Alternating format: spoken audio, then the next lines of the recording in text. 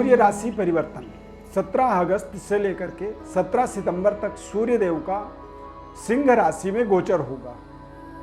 सिंह राशि में सूर्य देव के गोचर होने से सूर्य का एक दिग्बली प्रभाव हमारे जीवन में एक्टिवेट हो जाता है। यानी कि सिंह राशि को राशि चक्र में यदि समझेंगे तो 5वां राशि होता है और राशि चक्र में नंबर 5 को त्रिकोण माना जाता है। यानी कि त्रिकोण के स्वामी होकर के त्रिकोण में ही जाकर के जब सूर्य देव विराजमान होंगे तो निश्चित रूप से ये हमारे जीवन में एक विशेष तरह के बलाबल को प्रदर्शित करते हैं, हमारे आत्मबल का विस्तार करते हैं, परिवार के अंदर पिता पुत्र के संबंधों को बेहतर बनाते हैं और सूर्य का बल होने के कारण से सरकार का, प्रशासन का और प्रजा का यानी कि पब्लिक के साथ सरकार के जो संबंध होते हैं वो निश्चित रूप से बेहतर हो जाते हैं। सूर्य के बलवान हो जाने से हमें हमारी आत्मबल की विस्तार होती है। यानी कि हम जो भी कार्य करते हैं ज़्यादा आत्मबली होकर के उन कार्यों को हम कर पाते हैं। सूर्य का ये राशि परिवर्तन आपके जीवन में किस तरह से प्रभाव रखता है, किस तरह से इसके प्रभाव आपको मिलने वाले हैं, बहुत ध्यानपूर्वक कार्यक्रम को आप अंत तक देखें और अपने राशि के बारे में समझें। मेष राशि से मीन राशि तक विस्तृत विश्लेषण बताएंगे। जन्म राशि के आधार पर दिव्य रत्न ज्ञान चैनल में आपका बहुत बहुत हार्दिक स्वागत है। नमस्कार, जय माता दी। सूर्य देव का हमारे इस चार्ट में आप देखिए हमने एरो बनाया हुआ है, यानी कि कर्क राशि से सूर्य का गोचर सिंह राशि में होगा। सिंह राशि के अंदर सूर्य, मंगल, चंद्रमा, बुध चतुर्ग्रही योग बनेगा 17 अगस्त को और शनि और सूर्य आमने सामने आ जाएंगे। यानी कि शनि कुंभ राशि में है और सूर्य सिंह राशि में, एक दूसरे के ऊपर दृष्टि पड़ेगा, संपूर्ण दृष्टि। तो ये दृष्टि प्रभाव हमारे जीवन में किस तरह से डालेगा उसे भी समझेंगे और आपके जन्म राशि के आधार पर आपके जीवन पर अगले 1 महीनों तक किस तरह से सूर्य का प्रभाव रहने वाला है। बहुत ध्यानपूर्वक कार्यक्रम को अंत तक देखें, समझें और सूर्य देव से संबंधित कार्यक्रम के अंत में आपको विधि बताएंगे। चैनल में पहली बार आप जुड़ रहे हैं तो चैनल को आप सब्सक्राइब जरूर करिए। फेसबुक पेज पर देख रहे हैं तो पेज को हमारे लाइक करें, फॉलो करें, शेयर करें। सबसे पहले बात करेंगे मेष राशि की। मेष राशि वाले जातकों के जीवन में सूर्य का सिंह राशि में गोचर होने से आपके जीवन के अंदर, आपके करियर में, आपके रिलेशन में, संबंध में, लव लाइफ में बेहतर अनुभव की आपको प्राप्ति होगी। करियर के अंदर बहुत ही शानदार आप अपने डेवलपमेंट की योजनाओं को देख सकते हैं, डेवलपमेंट होता हुआ देख सकते हैं। प्रशासनिक पदों पे पहुंच करके कुछ करना चाहते हैं, गवर्नमेंट जॉब चाहते हैं तो उसमें आपको सफलता मिलेगा। कारोबार व्यापार के दृष्टिकोण से देखेंगे तो वहाँ पर भी आपको पर्याप्त सफलता मिलेगी और पारिवारिक सुखद अनुभव की आपको यहाँ पर प्राप्ति होने वाली है। सूर्य देव का सिंह राशि में गोचर होने से मेष राशि वाले जातकों के लिए सबसे महत्वपूर्ण जो प्रभाव है, संतान की प्राप्ति संभव है या फिर संतान का भाग्य उदय। इन चीज़ों को जरूर आप ध्यान रखिएगा और सूर्य के बलवान होने से आप अपने मनपसंद तरीके के जीवन में कार्यों को करने के लिए जो बड़े निर्णय करते हैं उसे आप इस समय में अवश्य करेंगे। वृषभ राशि वाले जातकों के लिए चतुर्थ भाव में सूर्य का आगमन होगा। चतुर्थेश होकर के चतुर्थ भाव में जब कोई भी ग्रह जाता है, खासकर शुभ ग्रहों का चतुर्थ भाव में गोचर होना अपने आप में बेहद शुभ होता है। यानी कि प्रशासनिक सहयोग यहाँ पर वृष राशि वालों को मिलेगा।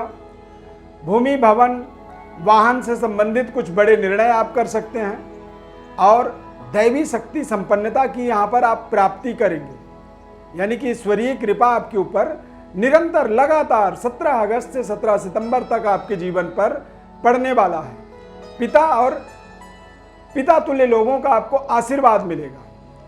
सूर्य के बलवान हो जाने से आपको आपके पितरों का आशीर्वाद मिलेगा। और जब पितरों का आशीर्वाद मिलता है तो व्यक्ति के जीवन में लगातार निरंतर तरक्की का मार्ग मिलता है, तरक्की का अवसर मिलता है। तो आपको बहुत ही सकारात्मक सोच को लेकर के सावधानी पूर्वक अपने अवसरों का इस्तेमाल आपको करना होगा। मिथुन राशि, मिथुन राशि वाले जातकों के लिए सूर्य का पराक्रम में गोचर होना, भाग्य में दृष्टि पड़ना और भाग्य में शनि का प्लेसमेंट होना, शनि और सूर्य आमने सामने आ जाएंगे तो निश्चित रूप से आप अपने जीवन में आप ये समझ सकते हैं कि आपको पिता तुल्य लोगों का सहयोग मिलने वाला है। जिस जगह पे जाके कुछ आप करना चाहते हैं वहां से लोगों का एक सकारात्मक व्यवहार आपको आत्मबली बनाएगा। धर्म कार्यों में आपकी रुचि निरंतर बढ़ती चली जाएगी और भाग्य के उदय का उच्च स्तरीय वर्ग के द्वारा कोई ना कोई इस तरह का आपको अवसर मिल जाएगा, जिस अवसर के माध्यम से आप अपने भाग्योदय का अनुभव करेंगे, भाग्य के उदय का आपको मौका मिल जाएगा। भाई बहनों का भी इस समय में आप या तो सहयोग करेंगे या भाई बहनों के द्वारा आपको सहयोग मिलेगा। इसीलिए इस समय में अपने पिता और पिता तुल्य लोगों के साथ में अच्छे संबंध बनाने का आपको लगातार प्रयास करना चाहिए। कर्क राशि, कर्क राशि वाले जातकों के लिए सूर्य द्वितीय भाव में आएंगे और द्वितीय भाव में द्वितीयेश होकर के द्वितीय भाव में सूर्य के गोचर से आपको थोड़ा सा पारिवारिक जिम्मेदारियों का बढ़ावा होगा। सरकार के साथ आपके संबंध में थोड़ी सी आपको कमी दिख सकती है। साथ ही साथ आपको धन को लेकर के थोड़ा सा अनिश्चितता वाली स्थिति बनेगी आपके जीवन में। यानी कि सूर्य का बलवान हो जाना, मार्केश यदि बलवान हो जाए, आप समझिए, यानी कि कोई शत्रु बलवान हो, तो यदि शत्रु ताकतवर होगा तो वो आपके अगेंस्ट ही कुछ ना कुछ निर्णय करेगा। तो समझें कि सूर्य मार्केश है और मार्केश यहाँ पर बलवान हो रहा है। तो इस पूरे माह में आपको सूर्य का विशेष उपासना करनी चाहिए और लगातार अपने जीवन में जो लायबिलिटीज हैं, आपकी जो जिम्मेदारियां हैं, उनको सकारात्मक होकर के निभाना चाहिए। अपने ईगो को साइड में रखना चाहिए और परिस्थितियों के साथ आपको अपना तालमेल बनाना होगा, अन्यथा दिक्कतों का सामना आप कर सकते हैं। सिंह राशि, सिंह राशि वाले जातकों के लिए सूर्य का सिंह राशि में गोचर बेहद शानदार है, लाभदायक, और ये आपको आपके जीवन के अंदर नए तरीके की वर्किंग अनुभव, काम करने का अनुभूति देता है, नए तरीके के पदों पर पहुंचने का अवसर देता है। भूमि, भवन, वाहन की समय अवधि के अंदर प्राप्ति का अवसर दे रहा है और देश विदेश यात्रा के भी संयोग यहाँ पर बन सकते हैं। यानी कि आपके लिए एक बेहद शानदार सकारात्मक परिवेश सूर्य के सिंह राशि में गोचर होने से बनेगा सिंह राशि वालों के लिए। कन्या राशि, कन्या राशि वाले जातकों के लिए सूर्य का द्वादश भाव में गोचर होना, द्वादश भाव में सूर्य जब गोचर करते हैं तो थोड़े से आंखों से संबंधित परेशानियों से अपने आप को बचाना होगा। अति व्यय से आपको थोड़ा सा अपना ध्यान रखना होगा। कई बार हम खर्चे करते चले जाते हैं और बाद में हमें पता चलता है कि हम तो बहुत ज़्यादा खर्च कर दिए।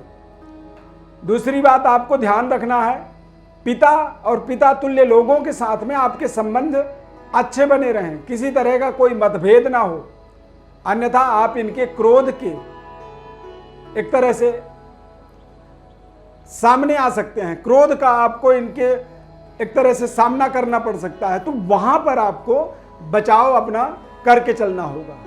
सरकार के किसी भी गतिविधि में कोई भी हस्तक्षेप न करें, अन्यथा द्वादश भाव का सूर्य बेवजह सरकार के साथ आपकी दुश्मनी करा देता है।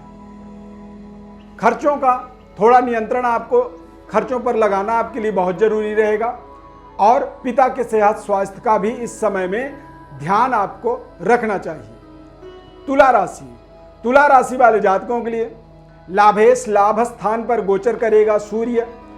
तो लाभ स्थान पर सूर्य देव के गोचर होने से आपके जीवन में फाइनेंशियली आपको संतुष्टि मिलेगी, धन का लाभ होगा और करियर में, कार्य क्षेत्र में, व्यापार में आपको उच्च स्तरीय वर्ग के द्वारा विशेष सहयोग मिलेगा। महिला हैं तो पुरुषों के द्वारा आपको सहयोग मिलेगा और पुरुष हैं तो महिलाओं के द्वारा आपको सहयोग मिलेगा। ये समय आपको आपके जीवन में नए तरीके की अर्निंग, आमदनी का मार्ग देगा। नए तरीके के आमदनी के अवसर यहाँ पर आपके जीवन में सूर्य के गोचर से बनने वाला है। वृश्चिक राशि, वृश्चिक राशि वाले जातकों के लिए सूर्य का गोचर बेहद शानदार, दिग्बली सूर्य, ताकतवर सूर्य। दसम भाव में जब सूर्य का गोचर होता है तो ऐसे समय में ही हम कुछ अपने जीवन में इस तरह का कार्य कर देते हैं जो कार्य हमारे जीवन के अंदर हमें कुल दीपक की तरह हमारा एक यश, कीर्ति, प्रॉस्पर्टी, समृद्धि को स्थापित करा देता है। तो ये समय आपके लिए पूरे साल के अंदर देखा जाए तो बेहद शानदार समय है। इस समय में आपको अपने करियर, अपने कारोबार, अपने हेल्थ, अपनी वेल्थ, इन सभी चीज़ों में बड़ी इंक्रीमेंट की पूरी योजना बनानी है और उसमें आपको अवश्य सफलता मिल सकती है।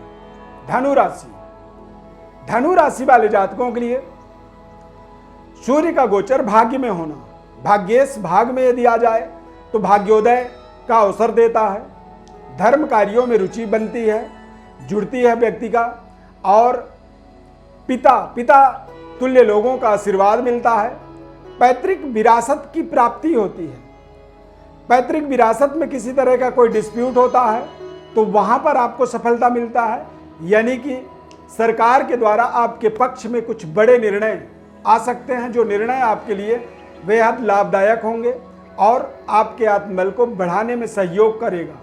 इस समय अवधि के अंदर अध्यात्म में आपका विशेष रुचि रहेगा और विशेष कार्य सिद्धि के लिए देश विदेश यात्रा भी आप कर सकते हैं। मकर राशि, मकर राशि वाले जातकों के लिए सूर्य का गोचर अष्टम भाव में होगा। सूर्य और चंद्रमा ये दोनों ग्रह ऐसे होते हैं जिनको अष्टम, षष्ठ, द्वादश भाव में बैठने का कोई दोष नहीं होता है। अष्टमेश अष्टम में गोचर करेगा तो ऐसी परिस्थिति में आपको अपने पिता के सेहत स्वास्थ्य का ध्यान रखना होगा। पिता तुल्य लोगों के साथ में आपके बात विवाद हो सकते हैं और जब ऐसी परिस्थिति बने तो आपको समझना होगा कि सूर्य का गोचर ठीक नहीं है और इसी वजह से इस तरह की परिस्थिति मेरे सामने बन रही है। सरकार के किसी भी गाइडलाइंस का उल्लंघन न करें और अपने कार्यों को बहुत सावधानी पूर्वक आप करते चले जाएं, अन्यथा बेवजह कुछ ऐसी गलतियां हो जाएंगी और उन गलतियों का बड़ा पनिशमेंट आपके सामने आकर के खड़ा हो जाएगा जो आपके लिए बड़ी समस्या बन सकती है। कुंभ राशि, कुंभ राशि वाले जातकों के लिए सूर्य का सप्तम भाव में गोचर होना ये आपके कारोबार, व्यापार, पारिवारिक सुखद अनुभूति की प्राप्ति और आपके जीवन में कुछ नए तरीके की पद प्रतिष्ठा को दिलाएगा। सूर्य आपका सप्तमेश होकर के सप्तम में गोचर करेगा तो मतलब आप ये समझें कि एक ये बड़े इंक्रीमेंट का समय है, बड़े विस्तार का समय है। अपने कार्य क्षेत्र का विस्तार कर सकते हैं, घर के रहन सहन का, सुख सुविधाओं का, या फिर व्यापारिक डेवलपमेंट के लिए आप देश विदेश यात्रा भी इस समय में कर सकते हैं। मीन राशि, मीन राशि वाले जातकों के लिए सूर्य का छठे भाव के अंदर गोचर होना, षष्ठ स्थान पर जब गोचर करता है तो ऐसी परिस्थिति में शत्रु पर विजय की प्राप्ति हो जाती है, शत्रुहंता योग बन जाता है। पुराने कर्जे जो हैं उनका कुछ समाधान आप कर पाएंगे। सरकार के द्वारा आपके कर्ज की माफ़ी हो सकती है और सेहत स्वास्थ्य में लगातार सुधार आप महसूस करेंगे और इस पूरे समय अवधि के अंदर आपको अपने योजनाबद्ध तरीके से अपनी डेवलपमेंट, उन्नति, तरक्की के और लगातार काम करने का पूरी एक सकारात्मक ऊर्जा आपके जीवन में डेवलप होगा। प्रिय दर्शकों, हमने कार्यक्रम में बताया शुरू में कि अंत में आपको सूर्य का विशेष उपासना, विशेष उपाय बताएंगे। तो सूर्य देव के लिए जल चढ़ाना चाहिए, जरूरी होता है रोजाना। गायत्री मंत्र पढ़ते हुए आदित्य हृदय स्तोत्र का पाठ करना चाहिए। और जिन लोगों का सूर्य जन्म कुंडली में राशि चक्र में कमजोर होता है तो उन्हें जो है अपने पितरों को, पूर्वजों को, और यदि पिता जीवित हैं तो पिता के साथ संबंध को अच्छे रखें, पिता नहीं हैं तो पितरों को जल चढ़ाएं, जलांजलि दें उन्हें। तो जो पितरों को हम जैसे सूर्य को जल चढ़ाते हैं तो हम इस तरह से सूर्य को जल चढ़ाते हैं, लेकिन जो हम पितरों को जल चढ़ाते हैं तो यहाँ से जल चढ़ाते हैं, यानी कि हाथ में इस तरह से लेके अंगूठे और तर्जनी के बीच से वो जल गिराते हैं। ओम पितृदेवताभ्यो नमः, पितामहेभ्यो नमः, प्रपितामहेभ्यो नमः। इस तरह से इन पूर्वजों को स्मरण करते हुए हम 5 बार, 7 बार, 11 बार अंजलि में जल भर के उनको तर्पण कर देते हैं उनके लिए। तो पितृ तर्पण संपन्न होता है इस विधि से, और सूर्य का, पितरों का, सभी का आपके ऊपर एक सकारात्मक ऊर्जा की प्राप्ति होती है। और इस विधि से आप अपने जीवन में लगातार अपने मकसद में सफल होते हैं।